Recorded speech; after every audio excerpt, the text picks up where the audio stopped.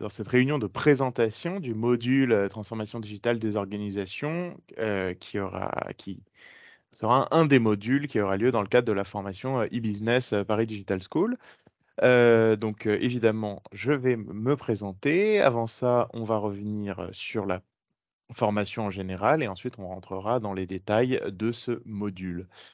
La formation, l'e-business Paris Digital School, on va pas revenir, en longueur dessus. Vous trouverez, tous les détails, sur les différents, réseaux, que vous pourrez retrouver facilement, notamment, sur LinkedIn.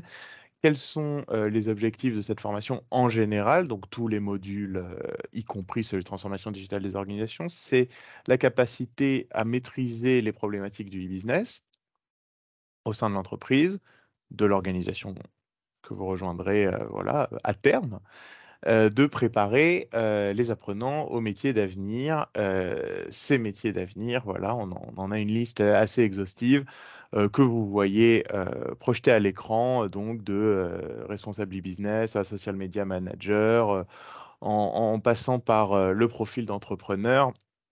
Et du coup, j'aimerais, voilà, revenir sur, les métiers qu'on vise. Je pense que c'est un panel assez large parce qu'on parle de compétences, absolument, cruciales et utiles et c'est dans ce cadre que s'inscrit le cours de transformation digitale des organisations. Comment est-ce qu'il peut être pertinent pour, voilà, tous ces objectifs assez divers? Je pense qu'il se veut comme un vernis, de culture générale pour une partie, comme des outils, des connaissances, des compétences, ultra nécessaires pour d'autres et de manière générale, la compréhension générale, des écosystèmes dans lesquels vous interviendrez, que ce soit, je prends un exemple, responsable digital marketing au sein d'une énorme entreprise ou l'entrepreneur, c'est évidemment important. On va revenir sur ce cours. D'abord, permettez-moi de me présenter, rapidement. Donc, je m'appelle Pierre Barbaret, j'animerai ce module. Je suis, consultant en transformation digitale. J'ai mis quelques éléments, rapides de ma biographie, à l'écran. J'ai étudié, le droit des affaires à l'université, puis j'ai rejoint une école de commerce à Lyon, l'EM Lyon. J'ai travaillé avant de rejoindre, le monde des entreprises de conseil, j'ai travaillé pour une compagnie d'assurance. Le A ne veut pas dire assurance, il veut dire Albingia, le nom de cette compagnie où j'ai eu l'occasion de m'initier, au programme de transformation et ensuite j'ai rejoint le cabinet Sopra Steria Next, voilà, pour lequel, je travaille, et je reviens, voilà, sur mes missions donc déployées par Sopra Steria Next, au sein de voilà, l'école logo que j'ai mis là, c'est, des directions interministérielles, des grands ministères français. Là, il y a des sujets autour des, pompiers de Paris, des, JO 2024, toujours avec un prisme transformation digitale.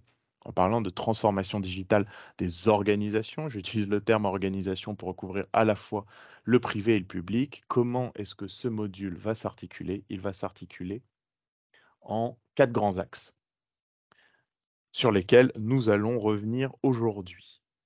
Donc on va revenir dessus aujourd'hui et c'est aussi la façon dont le cours se constitue. Se constituera, donc je n'ai pas mis les éléments, d'évaluation, de documentation, complémentaire, je pense qu'on pourra en parler, plus en détail, via d'autres canaux, mais tout ça est assez classique, mise en situation, partage, des compréhensions, toujours diverses. Donc les 4 grands axes, c'est comprendre les enjeux de la transformation digitale des organisations. Qu'est-ce que c'est? Pourquoi est-ce qu'on l'a fait? Qui l'a fait? Vous doutez de la réponse du qui, c'est a priori, à terme, les apprenants, lors de ce module. Un deuxième grand axe, les technologies et enjeux de la transformation digitale. Donc, on va parler, des grandes mouvances, des grands outils du digital, Il existe, pour certains depuis, franchement longtemps et d'autres, voilà, qui sont, en cours de développement. C'est des sujets que vous avez tous à l'esprit, une grande partie font l'actualité. On va parler d'excellence opérationnelle des opérations, ça fait un peu moins, l'actualité, mais c'est en fait, le fin mot de la transformation digitale. On ne transforme pas pour transformer. Ensuite, on va essayer d'être, voilà, un peu plus pratique. On va, aborder les outils et méthodes de la transformation digitale. Pour transformer, c'est, je pense, l'exercice complexe au sein d'une organisation, quelle qu'elle soit, privée, publique, associative, heu, j'en oublie sûrement, mais c'est une des opérations les plus compliquées qu'on puisse imaginer et pour ça, il faut se faciliter la vie. Pour se faciliter la vie, on comprend, on pilote.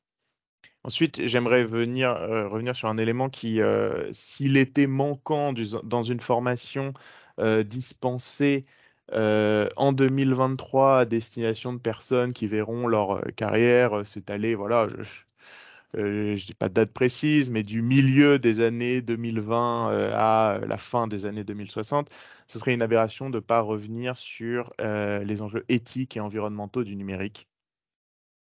Au-delà des développements successifs par couche, de toutes ces technologies représentent vraiment les enjeux auxquels tous les professionnels de demain, et on revient sur la liste, assez longue des métiers envisagés par la formation, tout le monde y sera confronté, excusez-moi.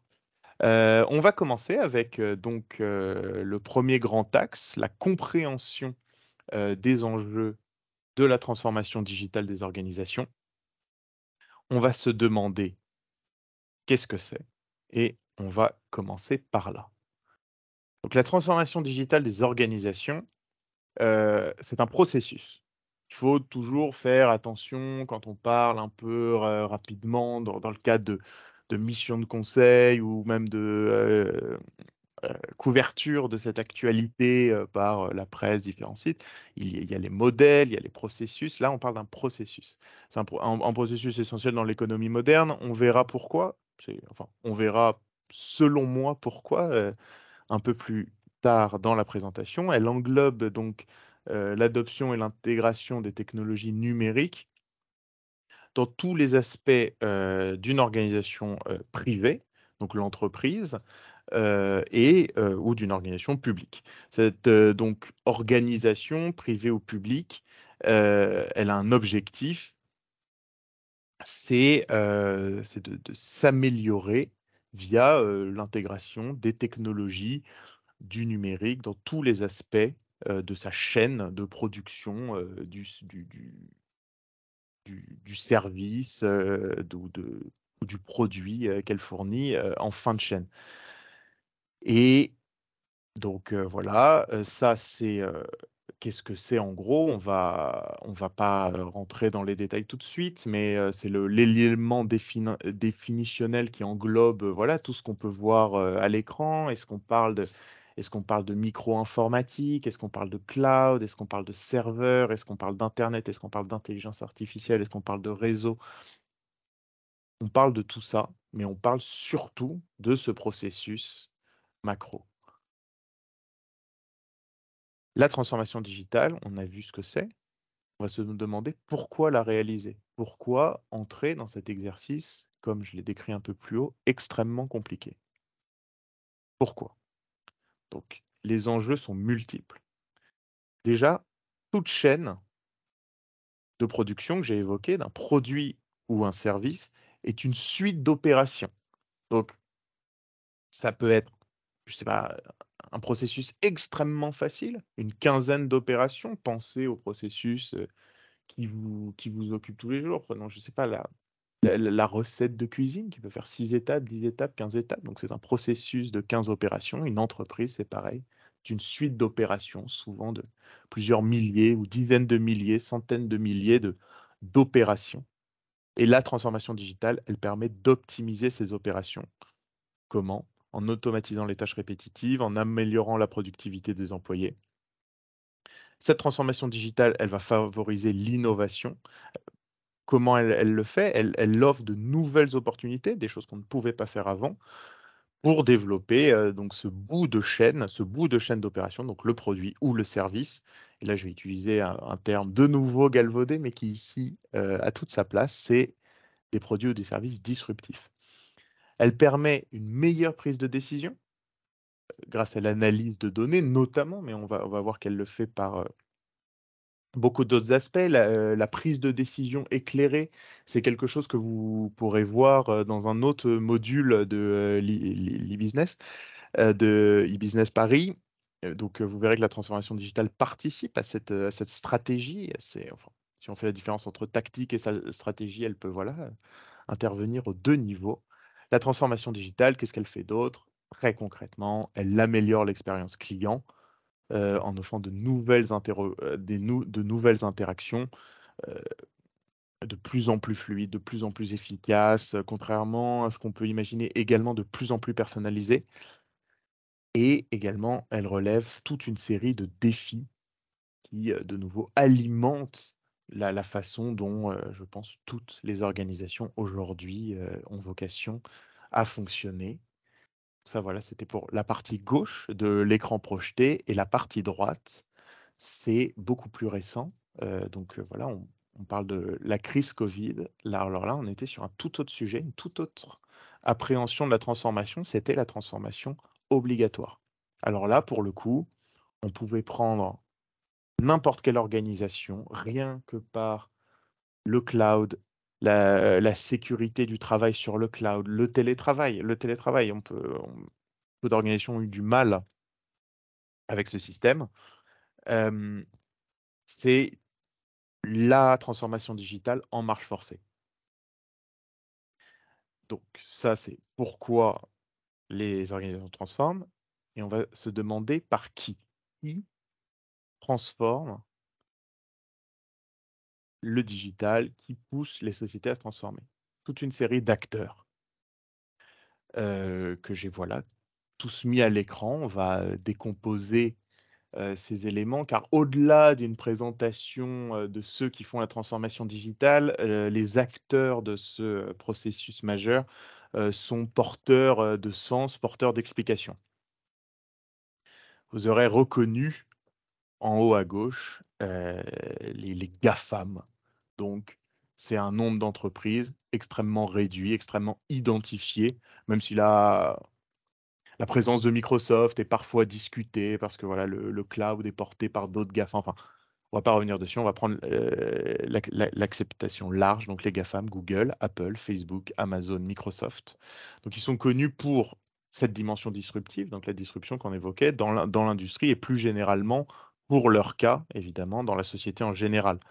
Donc les GAFAM, c'est des innovations, c'est des plateformes qui ont bouleversé tous les secteurs, donc je peux les lister, les secteurs de la recherche en ligne, des appareils électroniques, des médias sociaux, de l'information en général, du commerce électronique euh, et des services cloud, vraiment principalement pour Microsoft. En tout cas, c'est dans cette acceptation qu'il est intégré au GAFAM.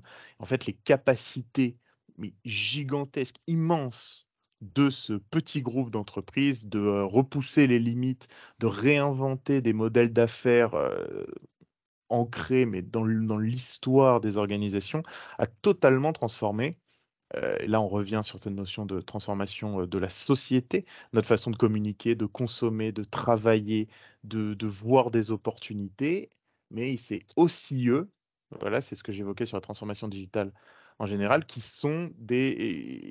apportent les grands défis à mettre donc en face des opportunités, les grands défis à venir. On parlait d'éthique et de numérique. Là, évidemment, on évoque la vie privée, la concurrence, la nécessité de régulation, voilà, toutes ces choses-là. Je ne m'éternise pas trop sur ce cas. Je continue avec cet autre groupe. Alors là, l'expression GAFAM est extrêmement connue et reconnue. Je ne sais pas si l'expression Natu, voilà, vous la reconnaîtrez plus, mais elle est également assez répandue. Donc les Natu, avec la lecture à la française, c'est Netflix, Airbnb, Tesla et Uber. Je pense que, cette expression, qui bon, là pour le coup, ne voulant pas dire grand-chose, mais assez intéressante que vous avez tous entendu, l'ubérisation. C'est une grande mode à un moment, c'est on ubérisait des systèmes et ça voilà, de nouveau, ça a été surtout mal utilisé. Donc ces entreprises, elles ont bâti leur succès sur des nouveaux modèles économiques, totalement aux antipodes des modèles économiques traditionnels. En effet, quand on prend donc, cette courte liste, les stratégies ne reposent pas sur la concurrence au sens strict. Netflix n'est pas venu concurrencer, les loueurs de DVD, Airbnb n'est pas venu concurrencer les hôtels, Tesla, même si ça se discute un peu plus, mais dans le modèle, n'est pas venu concurrencer les vendeurs de voitures traditionnels et Uber n'est pas venu, concurrencer les compagnies de taxi, heu, en fait, elles ne cherchent pas à capter la clientèle d'un concurrent sur un même produit légèrement différent, donc la définition, pure et simple de la concurrence. Ça elles proposent un produit ou un service totalement nouveau. En quoi est-ce que ça nous concerne? En quoi est-ce que ces entreprises sont intégrées comme des grands acteurs de la transformation digitale? C'est que de nouveau, cette façon de fonctionner, c'est ce qui pousse, les modèles que vous retrouverez dans absolument toutes les organisations aujourd'hui. Si vous vous baladez à Station F, bon, moi je vis juste au-dessus de Station F, par hasard, mais en y allant virtuellement ou non, vous verrez que c'est le modèle qui est repris partout alors qu'il y a pas de raison. On peut innover de plein d'autres manières différentes, mais le poids de la méthode est absolument gigantesque. Troisième type d'acteur de la transformation digitale sur lesquels j'aimerais revenir, c'est, les experts de la transformation. Donc de nouveau, en passant ces acteurs, j'essaye, voilà, d'apporter une compréhension générale. La transformation digitale dans une organisation, je sais pas, une compagnie d'assurance, une banque, un business e-commerce, quelle que soit sa taille, ça devra avoir lieu tous les 10 ans, tous les 5 ans. Si on est sur une entreprise qui vraiment veut se révolutionner en permanence, un grand plan de transformation digitale, ça peut être tous les 2 ans. Du coup, ça paraît assez compliqué de devenir expert dans un sujet qui n'a lieu au sein de l'entreprise que tous les 2 ans, 5 ans, 10 ans, même s'il y a toujours évidemment des directions de l'innovation, des directions de la transformation et qui ont voilà, des périmètres, souvent assez élargis par définition. Du coup, existe sur le marché toute une série d'entreprises qui sont des experts de la transformation digitale. En interne, elles travaillent leur expertise sur les outils, sur les technologies, sur les façons de faire et à l'année, comment est-ce qu'elles génèrent du chiffre d'affaires? En intervenant auprès des dizaines, centaines de milliers d'entreprises, millions d'entreprises, si on pense au niveau monde, et elle les aide dans leur transformation digitale en permanence et voilà, du coup, au bout d'un moment, à force de faire de la transformation digitale toute l'année, ces cabinets de conseil en transformation digitale sont, bah, évidemment surentraînés par rapport, aux entreprises, qui ne le font que quand la transformation intervient dans un cycle rationnel, stratégique. Donc là, je j'ai mis quelques logos, dont, le cabinet pour lequel je travaille. La réalité du marché ressemble un peu plus à ça. Et là, de nouveau, il en manque un paquet. Donc c'est, voilà, tous ces intervenants, différents types de spécialités, différents types d'expertise.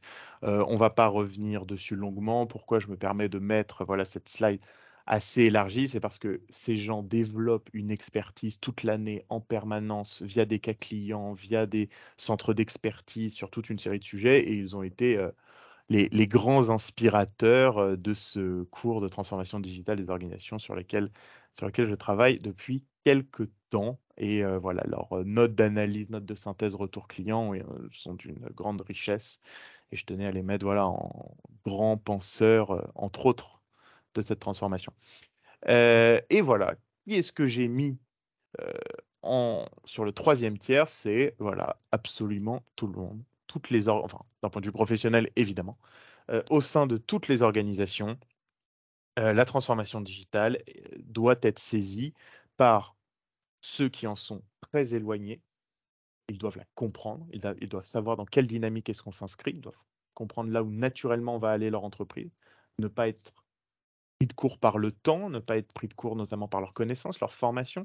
C'est pour ça que les Business Paris Digital School, c'est un vrai sujet, c'est avoir des personnes qui ne seront pas piégés, quel que soit leur poste plus tard, quelle que soit leur position dans l'organisation, quelle que soit leur puissance décisionnaire dans une organisation, heu, i on comprend et c'est ça l'objectif, c'est savoir ce qui se passe, devenir un acteur de la transformation digitale. Bon, est-ce que un peu moins que Google, Apple et Facebook? Peut-être, mais ça ne fonctionne que par, voilà, cette compréhension générale par tous. Voilà pour ce premier grand point, dans une déclinaison, version court. Au sein du module, on passera, beaucoup moins de temps sur ces acteurs, c'est juste à m'amuser. Je trouvais ça parlant aujourd'hui que voilà, sur des éléments, définitionnels, de compréhension, peut-être même d'histoire. C'est toujours bien de savoir d'où vient la transformation digitale, dans quoi est-ce que ça s'inscrit. Donc ça, ce sera pour la version court et là, on va passer au deuxième grand axe, à la fois de cette présentation et du cours de transformation digitale des organisations. C'est les technologies et enjeux de la transformation digitale.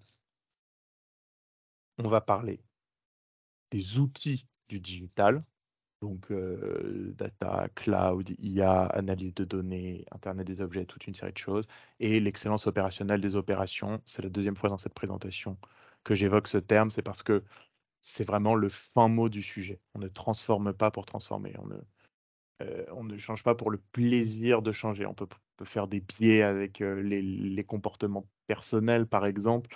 Ça ne sert à rien de changer pour changer. Il faut changer en mieux, il faut changer en plus intéressant, il faut changer en plus agréable. Enfin, ça, c'est voilà, le biais avec le personnel. Pareil pour la transformation. On ne se transforme pas pour se transformer. On va commencer par les outils du digital. Donc ça, de nouveau, je le passe rapidement. Il faudrait vraiment donc ce format court, pour, revenir de manière, pertinente dessus. Du coup, je vais les, parcourir, vraiment rapidement, donner un vernis, donner une idée, de ce qui, pourrait être développé, plus en longueur. Donc j'écris, «et beaucoup d'autres» en bas à droite, de l'écran, mais c'est «et beaucoup, beaucoup, beaucoup d'autres».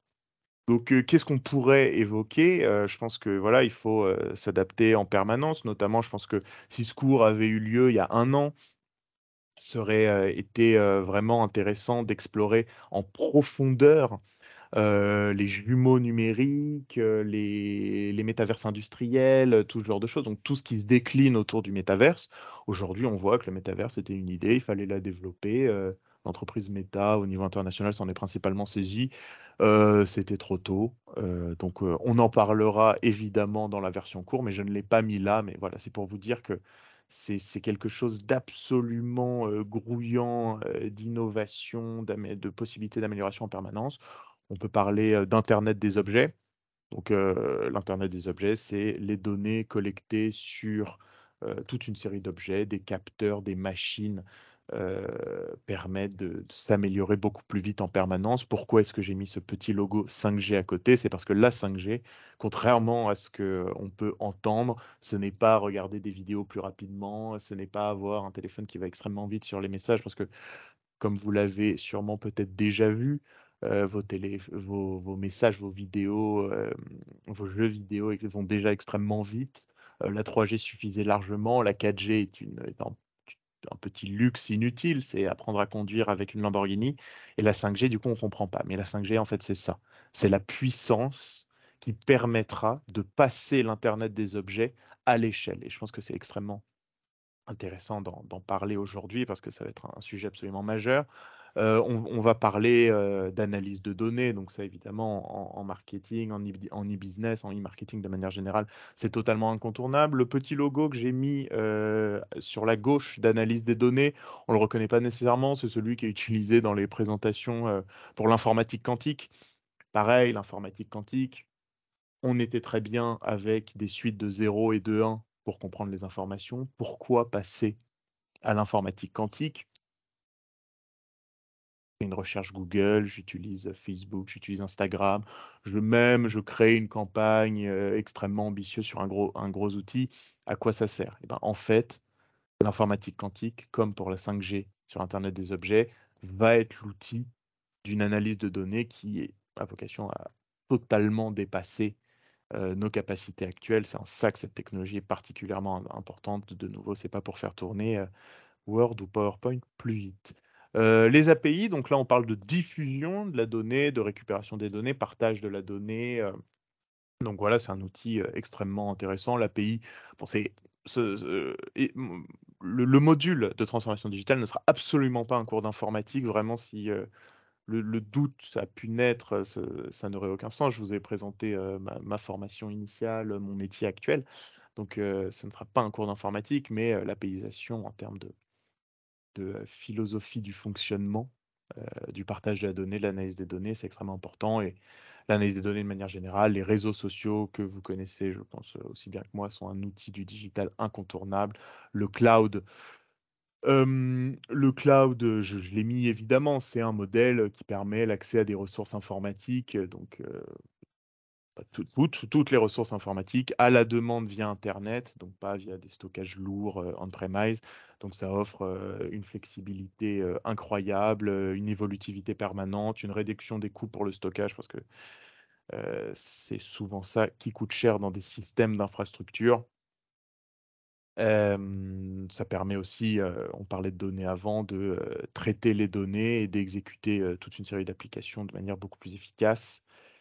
Et j'ai mis l'intelligence artificielle, donc bon, l'intelligence artificielle, il faut pas, s'éterniser des heures dessus, en reprenant, ce qu'on entend actuellement, donc c'est toujours un peu superficiel. On reviendra dessus évidemment sur, pour des applications concrètes dans la transformation digitale, donc à la fois en vrai outil qui disrupte le digital et en outil d'accompagnement de la transformation digitale. Je passe également assez rapidement sur, l'excellence opérationnelle des opérations. Donc ça, voilà, c'est vraiment le point que je vais communiquer, l'excellence opérationnelle des opérations, donc des opérations quelles qu'elles soient, l'excellence opérationnelle des opérations industrielles, l'excellence opérationnelle des opérations de service, tout ce qu'on veut, est très étroitement lié, à la transformation, digitale. Heu, c'est ce qui donne l'objectif. En fait, ce qu'on veut, c'est de l'excellence opérationnelle. Du coup, qu'est-ce qu'on veut? On veut de l'efficacité.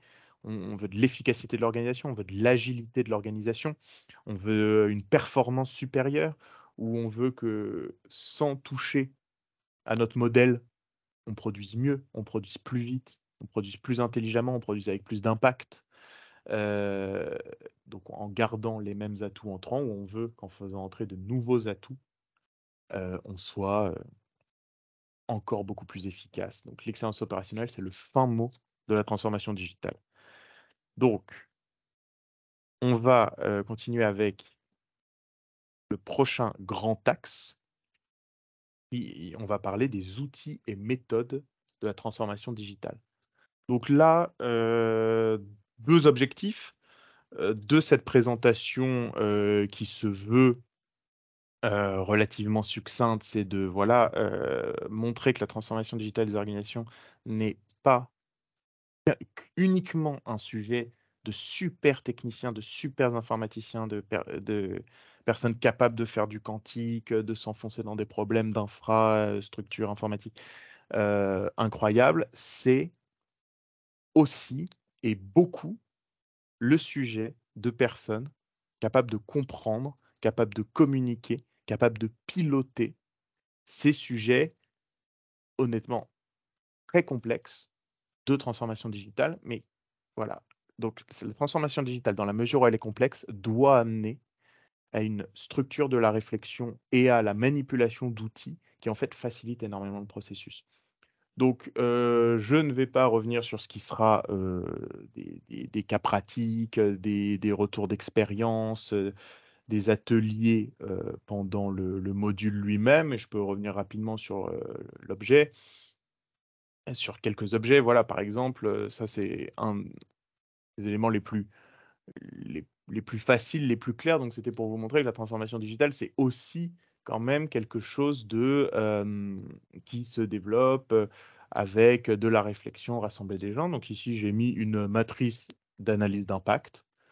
On a, la puissance de l'impact et la probabilité, d'occurrence, et on identifie, des sujets critiques, des sujets, forts, des sujets moyens, des sujets faibles.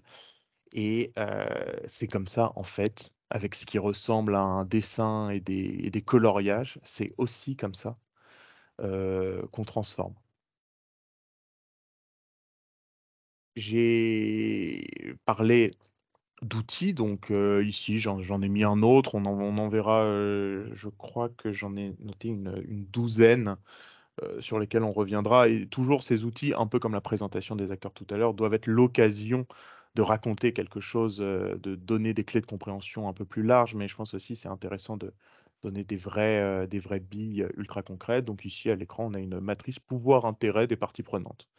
Donc, qu'on soit, dans une direction de la transformation, dans une direction marketing, qu'on soit dans une, direction, e-commerce au sein d'une entreprise qui n'est pas, e-commerce native ou qu'on soit dans une entreprise, voilà, initialement, c'est l'expression anglaise qui me vient, digital native brand, mais,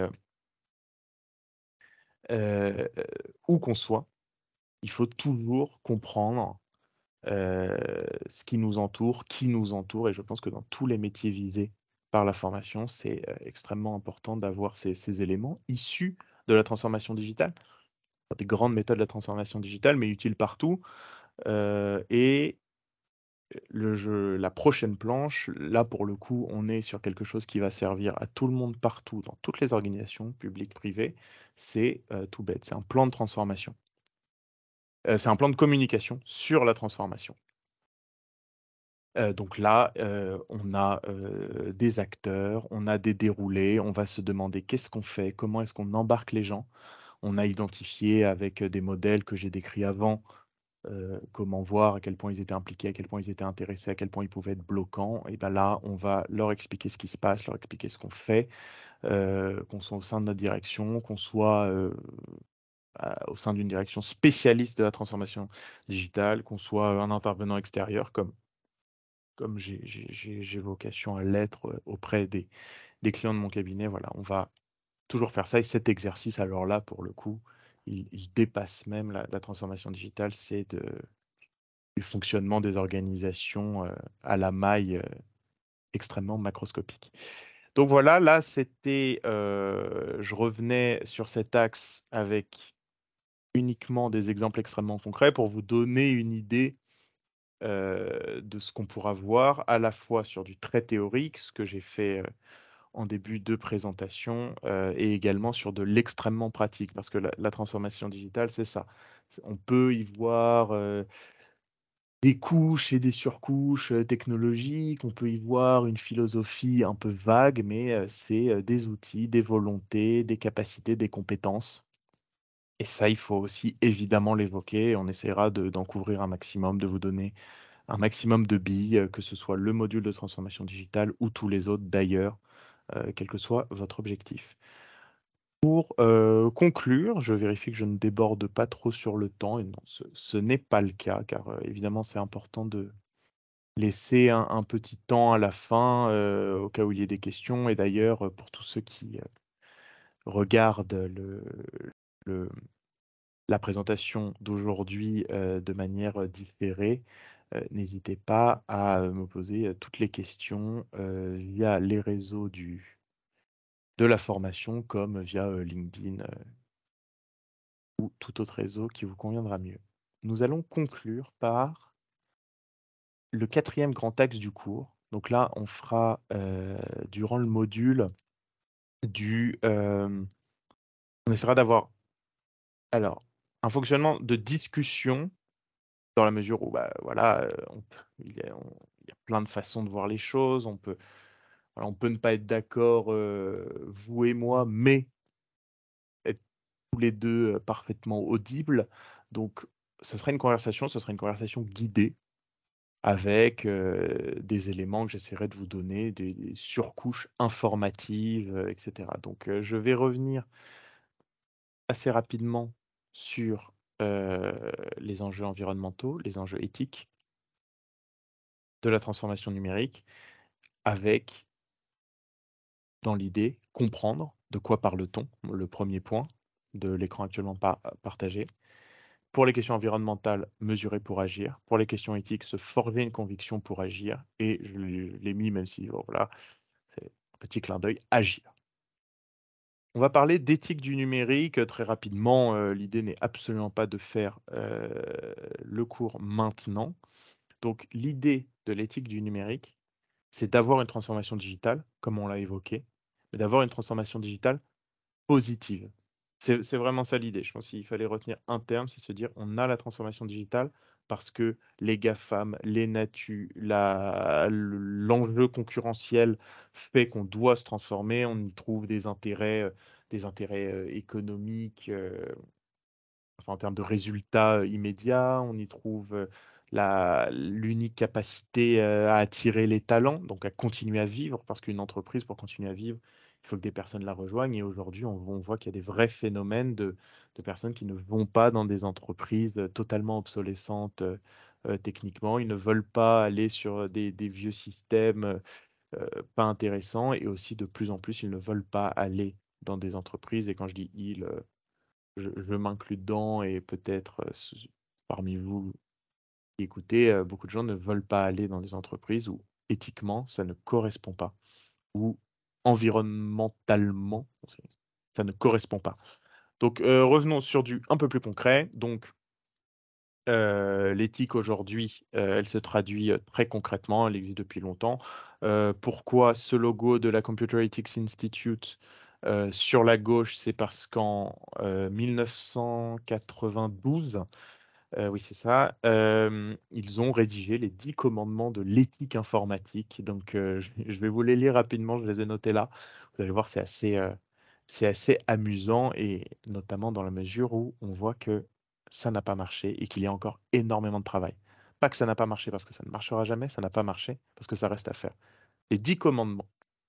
Tu n'utiliseras pas ton ordinateur pour voler. Tu n'utiliseras pas ton ordinateur pour nuire à autrui. Tu n'utiliseras pas ton ordinateur pour propager de fausses rumeurs. Tu ne t'approprieras pas les acquis intellectuels d'autrui. Tu utiliseras ton ordinateur avec respect et considération pour autrui.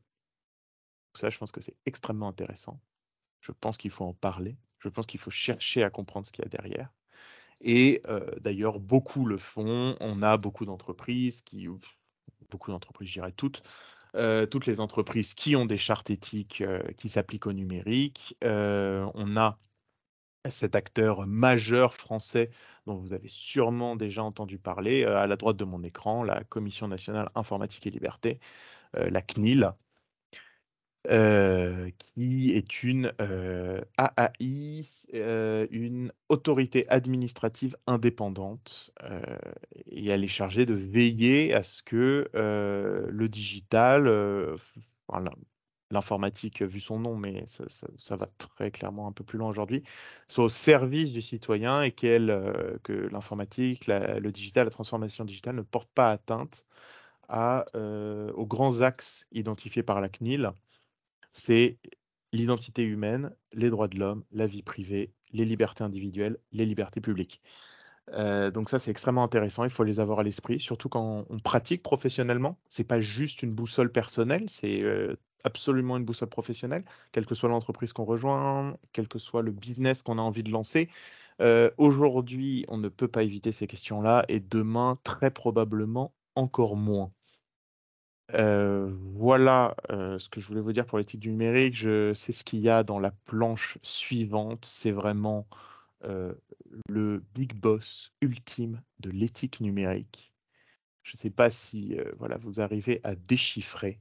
C'est le Règlement général sur la protection des données, le RGPD, du Parlement européen, 27 avril 2016, la version qui a cours aujourd'hui. Donc là, c'est protection des personnes physiques à l'égard du traitement des données personnelles et de la circulation de ces données. Donc circulation, détention, utilisation, toute une série de choses.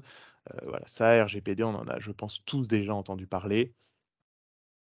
Son objectif, c'est de renforcer et d'unifier la protection des données pour l'individu, pour la personne. Mais je pense que voilà, c'est une brique immense qui va peut-être nous permettre de réfléchir un peu plus loin, même si voilà, la protection des personnes, c'est vraiment, je pense, la priorité numéro un. Et d'ailleurs, je m'entends dire priorité numéro un. La vraie nécessité, c'est de se forger une conviction. Pas du tout dans une espèce d'exercice philosophique, retour au bac philo. Absolument pas. C'est se forger une conviction pour agir, pour transformer, pour monter des business, pour vendre, pour comprendre, pour intervenir au sein, d'une organisation, quelle qu'elle soit. J'arrive, à peu près, au bout du temps imparti, mais je vais quand même le prendre pour évoquer rapidement l'impact environnemental, du numérique. Alors, je vais passer la planche. Je me suis permis, voilà, d'enlever deux trois éléments qui étaient dessus afin de se concentrer, sur l'essentiel. De quoi parle-t-on? Donc vous verrez, heu, dans, je crois, oui, tous les modules, de la formation e-business Paris Digital School, on va évidemment parler de données, dans celui de transformation digitale également, beaucoup, et je vais vous en donner quelques-unes. Je vais parler au niveau, français parce qu'il y a une, commission du Sénat qui fait un travail, génial, enfin génial, je ne sais pas, mais extrêmement actif en tout cas, qui nous dit que le numérique représente aujourd'hui 3 à 4 des émissions de gaz à effet de serre dans le monde. Heu, donc ça, c'est un chiffre qu'ils ont repris, et celui qu'ils ont défini dans des travaux absolument passionnants, notamment avec l'ADEME, agence française, c'est 2,5 de l'empreinte carbone nationale. Pourquoi est-ce qu'on est, significativement en dessous des sujets internationaux? C'est le sujet de, voilà, l'origine de notre électricité. Mais ça, pour le coup, nous ne reviendrons pas dessus. On va vraiment rester sur des éléments activables, sur des éléments utiles, sur des éléments, voilà, pas de philosophie, pas de technique profonde, pas de code, pas d'infrastructure, vraiment des outils utiles à absolument tous les apprenants. C'est, voilà, un engagement que je prends, enfin que j'espère être capable de prendre. Donc 3 à 4 d'émissions de gaz à effet de serre, en France. Si cette part, paraît modeste, notamment on peut penser à d'autres secteurs, donc l'industrie, c'est rien à côté. L'aviation civile, c'est plus important, mais voilà, quand même. Rapporté au nombre d'utilisateurs, le numérique, c'est rien par rapport à l'aviation civile, mais aujourd'hui, le numérique mondial commence à talonner l'aviation civile. Mais le vrai sujet, c'est que on est à une estimation d'une augmentation de 60 de ces gaz à effet de serre d'ici à 2040. C'est absolument gigantesque, et on approche des, 7 des émissions françaises, en 2040. 2040, si on y réfléchit, c'est pas si loin. Les prochaines étapes où ça deviendra totalement intenable ne sont pas tellement derrière. Elles sont notamment, avant absolument avant, la retraite, des étudiants d'aujourd'hui, des étudiants que vous avez vocation à être. Donc, aujourd'hui, c'est un problème. Demain, ce sera un énorme problème. Du coup, il faut se forger une conviction aujourd'hui, se demander comment agir. Je vous donne une première piste et après je mettrai fin, à cette présentation à l'issue des 45 minutes, j'allais dire impartites, mais j'ai légèrement dépassé. Mais voilà, je vous donne une première piste, c'est comprendre ce qui se passe. Donc, notamment la phase de production des terminaux, que votre ordinateur, votre deuxième écran, votre téléphone mobile, enfin, si on parle de l'organisation, c'est la flotte de téléphones professionnels. Donc la production de ces terminaux, aujourd'hui, c'est 70 de l'empreinte carbone du numérique en France. Et du coup, voilà, je vais pas me lancer dans un débat, surtout dans un débat tout seul, mais voilà. Est-ce que en effaçant nos mails, est-ce que en réduisant la luminosité de notre écran via des petits conseils, probablement pleins de bon sens, est-ce que c'est là qu'on est le plus efficace? Probablement pas. Donc je conclus là-dessus pour les 4 grands axes qui de la présentation du jour, qui seront les 4 grands axes de notre cours. Et voilà, je vous remercie, pour votre écoute, pour votre attention, et je suis à l'écoute de toutes vos questions de manière, directe, asynchrone, comme vous le souhaiterez, en amont, du début, des modules. Donc les modules d'enseignement, c'est exactement ce qu'on a vu. La division en 6 modules, comme, elle a cours dans tous les enseignements de l'e-Business Paris, c'est parce on va travailler ensemble. J'ai évoqué à la fin, se forger des convictions, on va faire des exercices, on va chercher à comprendre, on va chercher à vous donner les pistes pour être techniquement meilleur, on va vous donner les pistes pour, voilà, avoir, une façon de réfléchir qui vous aidera demain et c'est ce qui, voilà, nous occupera pendant 6 semaines. Je, conclus ici, vous remercie beaucoup pour votre écoute et vous souhaite, heu, une excellente journée.